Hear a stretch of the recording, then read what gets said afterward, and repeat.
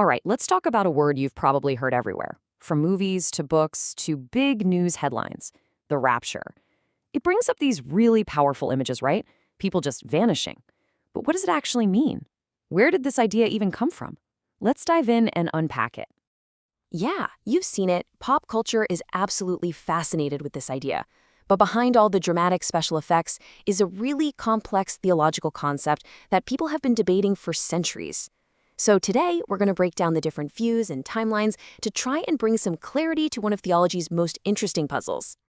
At its core, the entire idea comes from this one passage in the New Testament. The original Greek word for caught up is harpazo. When that got translated into Latin, it became rapiemer, and from there, we get our English word rapture. So this single phrase, caught up, is basically the seed that a whole forest of debate has grown out of.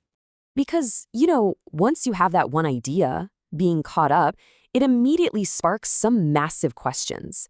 It's not as simple as people just disappearing. The real debate is all about the how, the when, and the why of it all. And really, it all boils down to these three things.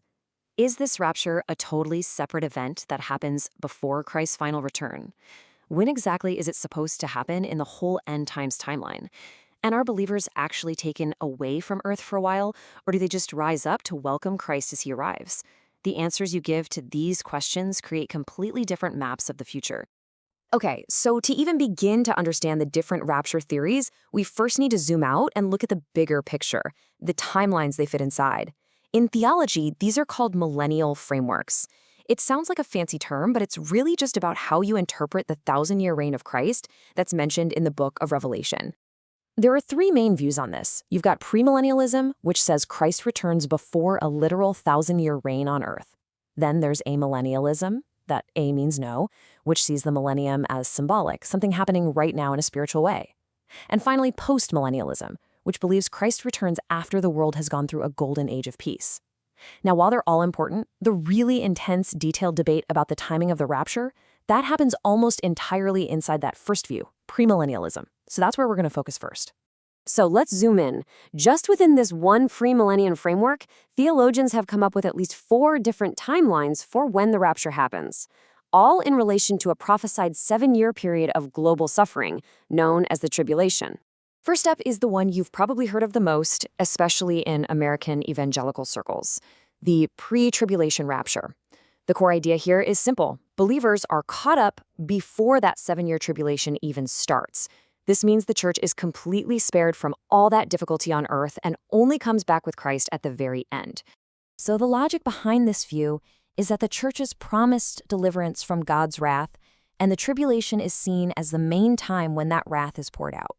People who hold this view, like John Nelson Darby, who really popularized it in the 1800s, also point out that the church seems to be missing from the chapters in Revelation that describe the tribulation in detail. All right, next up is a view that moves the rapture to a different spot on the timeline. This is the Mid-Tribulation view. In this model, the church actually goes through the first half of that 7-year period, but gets taken out right at the midpoint, just before the second half, which is often called the Great Tribulation, kicks in and things get much worse. The key idea here is that believers are protected for the absolute worst of God's judgment. A major argument for this view comes from connecting a passage in 1 Corinthians that mentions a last trumpet with the 7th trumpet judgment described right in the middle of the tribulation in the book of Revelation. Proponents say, see, that's the link. That's when it happens. Now, a third, more recent timeline introduces a really crucial distinction. It's called the pre-wrath view. And it separates the persecution that comes from humanity, things like the rise of the Antichrist, from the direct supernatural wrath of God. So in this view, the church endures the man-made suffering for most of the tribulation, but is raptured just before God unleashes his final judgments, called the Day of the Lord. This whole view really hinges on the idea that believers aren't promised an escape from all hardship, just from the specific divine wrath of God. Proponents like Marvin Rosenthal argue that this interpretation actually fits all the scriptures the best, placing the rapture sometime in the second half of the tribulation, but right before the grand finale. And that brings us to our final premillennial view, the post-tribulation rapture. And just like the name says, this view holds that the church stays on earth and goes through the entire 7-year tribulation. Here, the rapture isn't some secret escape. It's a huge, glorious, public event that is part of the second coming. So in this model, believers are caught up to meet Christ in the air, but then they immediately turn around and come right back down to earth with him in this triumphant procession. It's not an escape from the tribulation, it's a victorious gathering at the end of it.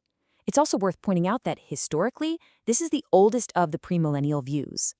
Okay, so those are the 4 main timelines debated inside premillennialism. But what about those other frameworks we talked about at the start, amillennialism and postmillennialism? Well, they look at that exact same catching up passage in the Bible and come to a totally different conclusion. They see that meeting in the air not as an evacuation, but as a formal welcome. The analogy they use is from the ancient world, where citizens would walk out of the city gates to meet a visiting king, and then they'd form a huge procession to escort him back into the city with honor. So, for both amillennialists and postmillennialists, there is no separate rapture that's distinct from Christ's final return. That catching up moment is the second coming. It's the moment all believers, living and dead, rise to welcome their king as he makes his one final, glorious return to earth. I know, that's a lot of timelines and a lot of terminology. Pre-trib, post-trib, amillennial, it can feel incredibly confusing. But what if I told you that this entire sprawling debate actually hinges on one single fundamental question? Is this: does Christ return in 2 distinct stages, a quiet return for his church, and then later a public return with his church, or is it all one single final event? And that's it. On one side, you have the 2-stage return views. That's your pre-trib, mid-trib, and pre-wrath camps.